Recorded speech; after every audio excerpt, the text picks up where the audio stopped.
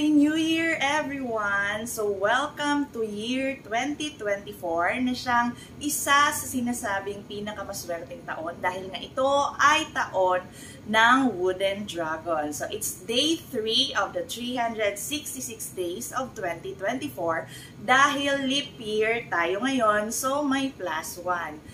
For today's video, pag-usapan natin kung ano yung mga pampaswerte or mga pamahiin at practices na pwede natin gawing habit to start our year 2024. Kasi yung mga manifestations natin, yung bawat success stories, one step at a time yan. Hindi mo naman siya makukuha in a blink of an eye. So, meron tayong mga bagay na pwedeng gawin, pwedeng i-practice araw-araw hanggat sa maging makagawian na natin at maging stepping stone natin ito for our success stories for this year 2024 and for more years to come. So, if you're interested, just keep on watching.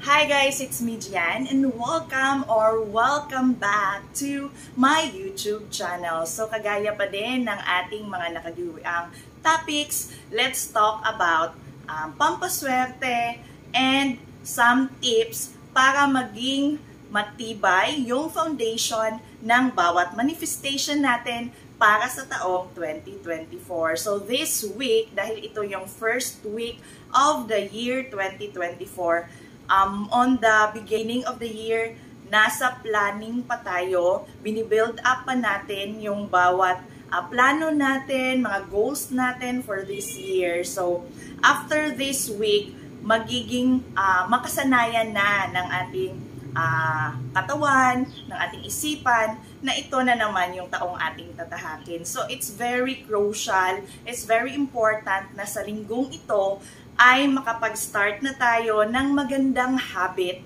na magbibigay sa atin ng magandang resulta, ng positive vibes para makamit natin ang goals natin sa taong ito. So without further ado, pag-usapan natin ang 5 bagay na sinasabing pinakamabisang dapat nating gawin, dapat nating ipalihi sa pagsalubong o pag-start ng ating taong 2024. To start with, syempre, kailangan, before anything else, bago ng bawat manifestation natin for our financial goals, for success, for our dream cars, our dream houses, kailangan, above all, ialay natin lahat yan, syempre kay Papa God. So, first of all, kailangan gawing habit natin ang pagsisimba o pag-aalay ng mga prayers at kahit na pagsisindi ng kandila sa simbahan. So, ito yung pinakauna na kailangan nating i-practice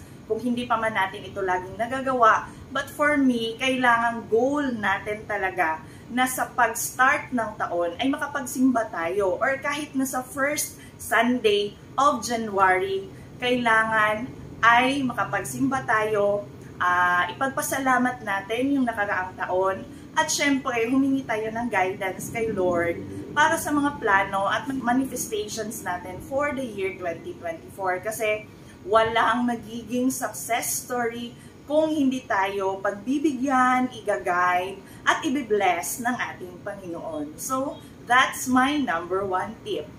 Number 2 na makakatulong para maging mas masagana, mas positibo, at mas maganda yung buhay natin sa taong 2024 is to invest in our health. So, hindi siya kailangan na magpa-check up ka everyday or bumili ka ng mga over-the-counters na vitamins. For me, kailangan lang na mag-apply tayo ng kahit na 1 o 2 habit araw-araw na makakatulong para maging malusog tayo at ma-boost yung immune system natin araw-araw kasi health is wealth. So, napaka-importante na maging malusog tayo para maging mas positibo, mas mabilis, mas aktibo tayo sa pagkamit ng ating mga goals sa taon na 2024. So, ang napaka-simpleng tip ko para dito is to drink water or lemon water every day. Kasi ka-start lang ng taong 2024, so pwede nating i-apply or gawing habit na uminom ng maraming tubig at mas mainam kung yung pitsel or yung tubig na iniinom natin is lagyan natin ng slices of lemon or yung American lemon. So magkano lang ba yung American lemon? So isang lemon, pwede mo siyang i-slice, ilagay mo sa pitsel, ilagay mo sa ref or sa mga containers at yun na yung inumin mo for the whole day. So, ano yung pwedeng idulot nito sa ating kalusugan? It can boost our immune system, magbibigay siya sa atin, magsusupply ng vitamin C para hindi tayo madaling magkasakit. Also, a great antioxidants at saka sa mga may hypertension, maganda at positibo din ang feedbacks for drinking lemon water. So, health is wealth. Sa simpleng pag-inom lang ng tubig araw-araw, malalayo na tayo sa ibang sakit na lalong-lalo na sa mga kidney diseases. So, it will help us na maging mas aktibo tayo sa pagkamit ng bawat goals natin sa taong 2024. Number 3, para sa nag-aabang ng ating feng shui tips. Sa unang Friday ng taong 2024, ito yung nakagawian ko na araw kung saan nililinis or kini-cleanse ko ang ating wallet. Kasi hindi naman tayo every year talaga nagpapalit ng wallet. Kasi pag okay pa yung wallet natin, tapos lalong-lalo na ako pag sa tingin ko or nafe-feel ko na yung wallet ko is positive kasi parang hindi siya masyadong nauubusan ng pera. So, hindi ako agad bumibili ng bago. Though, nakakatanggap ako ng mga gifts na wallet, pero pinipili ko yung wallet na ginagamit ko. So, I have a wallet last year na okay yung vibes niya. So, pagdating ng taong 2024, on the first Friday of 2024, kailangan mo siyang i-cleanse. Pwede wipes. Tapos, with konting asin. Kasi, di ba, yung asin, inaalis niya yung lahat ng mga negative vibes, negative elements, kahit saan. So, wallet natin, yun yung lagayan natin ng pera, yun yung financial na element, dyan natin nilalagay. So, kailangan natin siyang i-cleanse. So, from sa loob, palabas, tapos after mo siyang maano ng asin, so, i-wipes mo din ulit. Kasi pangit naman, magiging messy kung may something pa na parang effect ng asin. So, after mong magpahid ng konting asin, so i-wipes mo siya ulit. At least, na-cleanse mo. Kasi ako, hindi ako naglalaban ng wallet, lalo na pag leather. Kasi, nag-iiba yung amoy ng leather pag nalalabhan. So, wipes lang yung ginagamit ko. Tapos, syempre, for feng shui purposes, gumagamit tayo ng asin. So, magiging positive na ulit yung vibes ng ating wallet kahit hindi tayo bumili ng bago. Tapos, yung mga resibo, mga unnecessary na gamit na nasa loob ng yung wallet, kailangan mo siyang tanggalin. So, i-arrange mo yung pera sa loob, yung bills, yung mga coins, tapos yung mga cards mo. Syempre, para maging mas kaaya-aya, mas arrange. So, parang yung vibes ng wallet is welcoming siya to accept another financial blessings. Kasi yun naman talaga yung gusto natin. So, I'm using a wallet na yung pahaba. As in, hindi na fold yung pera. So, it's a good feng shui tip din sa wallet na yung mas madaling ma-arrange yung pera.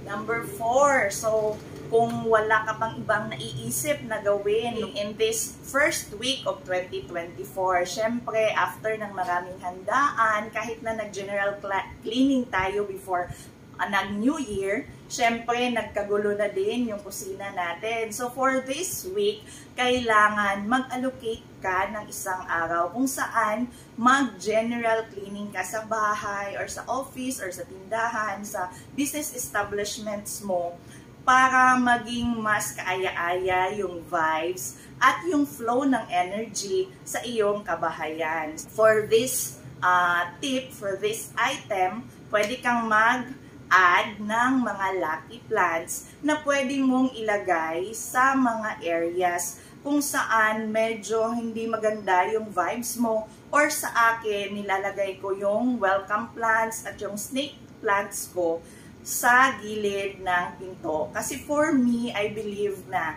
pag meron kang lucky plant sa gilid ng pinto, napapagpag doon lahat ng mga negatibong enerhiya para mapigilan siya to enter your home or your place. So, kailangan natin ito para maging mas maganda yung daloy ng enerhiya sa taong 2024.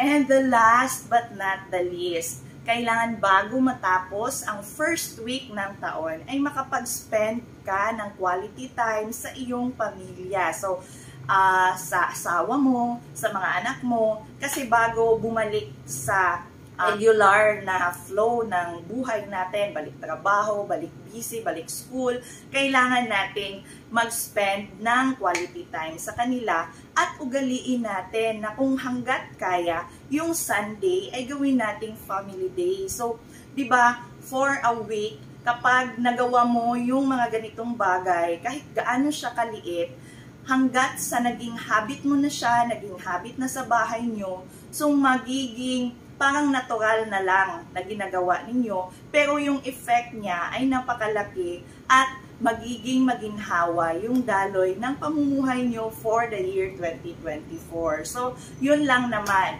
Above all, sa bawat ginagawa natin, sa bawat pinagdadasal natin, bawat manifestations natin for taong 2024, kailangan gawin nating center si God above all. Ialay natin sa Kanya, humingi tayo ng blessing sa Kanya para i-bless niya at maisakatuparan natin yung ating mga minimithi na pangarap at goals for this year. Pero syempre, importante din yung kalusugan, importante yung financial aspects, importante yung family, yung pagmamahal, yung care nila, at syempre, importante na maaliwalas yung ating paligid. So I hope marami kayong natutunan for this topic, and for more videos, please click and subscribe to my YouTube channel. Marami akong videos sa baba. At syempre, mag-upload pa ako ng marami pa. Thank you so much for watching.